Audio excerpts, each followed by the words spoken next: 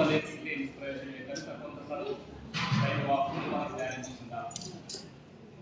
మనకు తెలిసిన పెళ్ళి అంటే కందిళ్ళు, పందిళ్ళు, తాళాలు, మేళాలు, తలంబ్రాలు, 3 ముళ్ళు, 7 అడుగులు, ఈ విధంగా అన్ని కలిపితే పెళ్ళంటే నూరేళ్ళ అంటారు. కానీ నేటి యొక్క ప్రపంచంలో మనం చూస్తున్నట్లయితే పెళ్ళిళ్ళు ఎంత ఘనంగా జరుపుకుంటామో మరుక్షణంలో పెళ్ళిళ్ళు పెటాకులవుతున్నాయి. దానికి గొప్ప ఉదాహరణ, 2 భార్యాభర్తలు పెళ్ళైన 2 నెలలకే కోర్టు మీద లెక్కారు, విడాకులకు అప్లై చేసుకున్నారు. ఇద్దరు కూడా కోర్టు దగ్గరికి వెళ్ళి వాళ్ళ కౌన్సిలర్ దగ్గరికి వెళ్ళి తమ సమస్యలు నిర్వహించుకుంటున్నారు.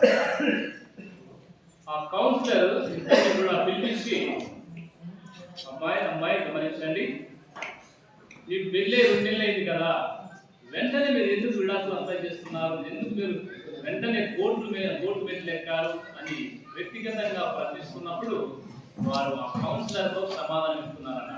అనగా అమ్మాయి అంటుంది, ఏముంది సార్, వీడు నా చెంప పగలగొట్టాడు, అందుకే నాకు ఇష్టం లేదు, దీన్ని వదులుకోవాలనుకుంటున్నాను అని ఆమె సమాధానం ఇచ్చిందట. తర్వాత అబ్బాయి అంటున్నాడు, ఏముంది సార్, ఇది నా తల పగలగొట్టింది, నా తల పగలగొట్టింది, అందుకే నాకు అవసరం లేదు అని నేను నిర్ణయించుకున్నాను అని ఇద్దరు గొడవ పడ్డారట. అంటే ఫైనాన్షియల్ మ్యాటర్లో ఇద్దరికి గొడవ వచ్చి ఈ సమస్య కాస్త చిన్న జడివారై చివరికి కోట్ల మీద వరకు వెళ్ళింది. అయితే ఈ సమస్యను తల్లిదండ్రులు దృష్టికి తీసుకుని వెళ్తే అమ్మాయి తల్లిదండ్రులు, అబ్బాయి తల్లిదండ్రులు అన్నారట, అమ్మో నా కొడుకును తలబాగా కొట్టే గొడవ మాకు అవసరం లేదు అని తల్లిదండ్రులు వద్దనుకుంటే, తర్వాత అబ్బాయి తల్లిదండ్రులు ఆడది మరి అబ్బాయి తల్లిదండ్రులు అంటున్నారట, చక్కగా సంసారం చేసినటువంటి ఆడది నా కొడుకును నవ్వులు పాలు చేసింది, ఈ విధంగా కోట్ల చుట్టూ తిప్పుతుంది, ఇది మాకు అవసరం లేదు అని ఆ తల్లిదండ్రులే ఆ సమస్యను జటిలం చేస్తూ చివరికి పర్సని కాపురం ఆ విధంగా మూడువారిపోయింది, చివరికి విడిపోయారు. సో ఇదొక ఉదాహరణ. ఇంకొక ఉదాహరణ, పెళ్ళైన 6 నెలలకు భార్యాభర్తలు ఇద్దరు కూడా మంచి ఎంప్లాయీస్, మంచిగా సంపాదిస్తున్నారు. అయితే పెళ్లి నాడు ఒక వాగ్దానం చేసుకున్నారంటే ఏంటంట, కష్టమైన సుఖమైన ఇంట్లో పనులన్నీ కూడా సమానంగా పంచుకోవాలని వాగ్దానం చేశారట. అయితే కొన్నాళ్ళ తర్వాత భర్త మాత్రము ఉద్యోగంలో తలమునవుతూ ఇంట్లో పని పట్టించుకోకుండా తన పనులు తాను ఉన్నాడట. ఆ భార్యకి కాస్త చిరాకు ఉసిగా అనిపించింది అనమాట. పెళ్లి రోజేమో నా మొగుడు, నా భర్త ఈ విధంగా వాగ్దానం చేశాడు, ఆ పనులు సమానంగా పంచుకుంటానని, ఈ పనులన్నీ కూడా నా నెత్తినేసి అతను మాత్రం కాస్త చుట్టూ తిరిగి వస్తున్నాడు అని విసుక్కొని చిరాకెత్తి ఇద్దరు కూడా విడాకులు అప్లై చేసుకొని దిగిపోయారట. ప్రియ సహోదరులారా, ఈ కొన్ని 2 ఉదాహరణలే కాదు, నేటి సమాజం చూసినట్లయితే ఎన్నో ఉదాహరణలు మన కళ్ళ ముందు కనిపిస్తున్నాయి.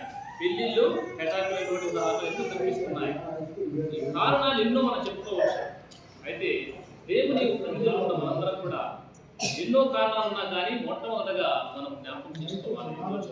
ఈ పెళ్లి రోజున ఈరోజు ప్రత్యేక రీతిగా ఈ ప్రశాంత్ 3 ముళ్ళు మెడలో వేయడం ద్వారా సునీతకు తన సతీమణిగా భార్యగా చేర్చుకుంటున్నాడు. గమనించాలి, ఈరోజు వాక్యంగా మనందరి కళ్ళ ముందు పసుపు తాడు కట్టినంత మాత్రాన ఆమె తన సొంతం కాదు. జనరల్గా తాడు ఏం కడతారు, గోడకో దానికో కట్టారు. కానీ ఇక్కడ గమనించాలి, ప్రశాంత్ కట్టేది కేవలము పసుపు తాడు మాత్రమే కాదు, ఆమె మనసుకు కడుతున్నాడు. అది కేవలము ఎక్స్టర్నల్ సింబల్ అంటారు. ఆ తాళి కట్టడం ద్వారా ఆమె పూర్తిగా ఆధీనం ఉండాలని కాదు, ఈ 3 ముళ్ళ ద్వారా సంప్రదాయం ప్రకారం సమాజ దృష్టిలో మనం ఏం చేస్తున్నారంటే ఆయన భార్యగా స్వీకరిస్తున్నారు. ఈ వాక్య పరిచర్యలు కూడా ఈ 3 ముళ్ళు, ముచ్చటగా 3 ముళ్ళ గురించి ధ్యానిస్తున్నాం. మొట్టమొదటిగా మొదటి ముడి, ప్రశాంత్ మొదటి ముడి వేయబోతున్నాం. ఎందరైతే సీతాపుత్ర పవిత్రాత్మ అని చెబుతూ ఆ 3 ముళ్ళు వేస్తారు. మొట్టమొదటి ముడి ఏమిటంటే, ఈ దాంపత్య జీవితం ఫలించాలా, దాంపత్య జీవితంలో ఈ ముందుకు సాగిపోవాలంటే ప్రార్థన అనే ముడి చాలా అనుకోవచ్చు. పెళ్లిళ్ళలో చాలా ప్రార్థన కూర్చున్నాం కదా, ఇదేం కొత్త లేదు కదా, ఇదేం క్రియేటివ్ కాదు కదా అని మీరు అనుకోవచ్చు. గమనించండి, నేటి ఈ ఆధునిక ప్రపంచంలో మనము సమయాన్ని అన్నింటికి వెచ్చిస్తాం. ముఖ్యంగా టీవీల దగ్గర, మరి ముఖ్యంగా ఎలక్ట్రానిక్ మొబైల్ దగ్గర విధంగా అనవసరమైన సమయాన్ని పిచ్చాపాటి కబుర్లకు వెచ్చిస్తాం. అంగళ్ళ కాడ కానీ ఎక్కడ పడితే అక్కడ సమయాన్ని దుర్వినియోగం చేస్తాం. కానీ గంటల సేపు టీవీ దగ్గర కూర్చొని కుటుంబ సమేతంగా ఆనందంగా గడుపుతాం. కానీ ప్రార్థనకు ఒక 5 నిమిషాలు కూడా మనం కేటాయించాం. గమనించండి, ప్రార్థనా జీవితం లేకుండా దాంపత్య జీవితం, వైవాహిక జీవితం ఎప్పుడు కూడా ఫలభరితం కాదు. ఎందుకంటే ఈ ప్రార్థన చేసేటువంటి భార్య భర్తలు ఎప్పుడు కూడా కలిసి ఉంటారు. అందుకే మొదటి దిశగా అంటారు కదా, కలిసి ప్రార్థన చేసే కుటుంబం కలిసి ఉంటుంది. ఈరోజు ప్రశాంత్, సునీత మీరు జ్ఞాపకం చేసుకోవాలి, ప్రార్థన అనేది మీకు విడదీయ ఎల్లప్పుడూ కూడా ఐక్యం చేసే ఒక గొప్ప ఆయుధం. ప్రార్థించే భార్య భర్తలు ఎల్లప్పుడూ కూడా కలంత కాలం వాళ్ళు కలిసి ఉంటారనే సత్యాన్ని మనం అంగీకరించాలి. ఈరోజు చాలాసార్లు కూడా ఈ పెళ్లి రోజు లేకపోతే పెళ్లి సందర్భంలో ఏదో ఒక అకేషన్గా దంపతులు గుడికి రావడం కానీ ప్రార్థన చేయడం కానీ చూస్తున్నాం. కానీ నిజముగా మనస వాచ కర్మన అందరూ కూడా భార్య భర్తలు ప్రార్థన చేస్తున్నారంటే చాలా మంది కూడా చేయటం లేదు.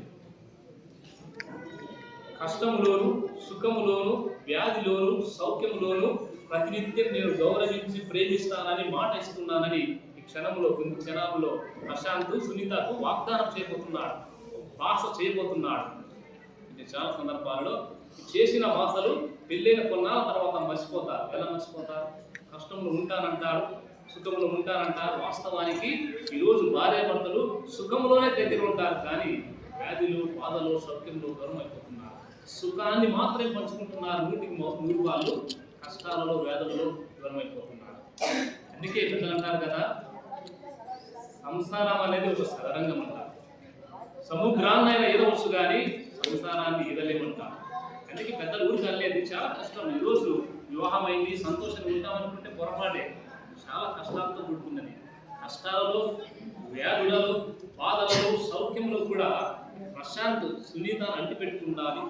సునీత కూడా ప్రశాంత్ని అంటిపెట్టుకుని ఉండాలంటే వీరి మధ్యలో దేవుడు ఖచ్చితంగా ఉంటాడు. అందుకే కాబోలు మనం ఈనాటి యోహాను వార్తలో గమనించాము. కానా పెళ్లిలో ఒక గొప్ప వేడుక జరిగింది. ఆనాడు వారు చేసినటువంటి ఏంటి తెలుసా? గొప్ప కార్యము. యేసును మరియ తల్లిని తమ పెళ్లికి ఆహ్వానించారు. మనందరికీ తెలుసు, కళ్ళ కట్టినట్టుగా మనం ఊహించుకోవచ్చు. కానా పెళ్లిలో కొరత ఏమిటో తెలుసు, ద్రాక్షరసం అయిపోయింది. ఉదాహరణకు ఇంత గొప్పగా పెళ్లి చేసుకుంటున్నాం. ఉదాహరణ ఉన్న పనంగా మాంసం అయిపోయినా కానీ, ఉన్న పనంగా అన్నం తక్కువైనా కానీ ఏం చేస్తాము? పెళ్లి సరిపోయారండి, కోడి రోజులు చేసినట్టే డీజిల్ పెడతారు, అంతా చేస్తారు. కానీ అడుగు అన్నం పెట్టలేదండి అని అందరూ కొనుక్కుంటుపోతారా? ఖచ్చితంగా కొనుక్తారు. కానీ కొరతలు తీర్చే దేవుడు మన దేవుడు.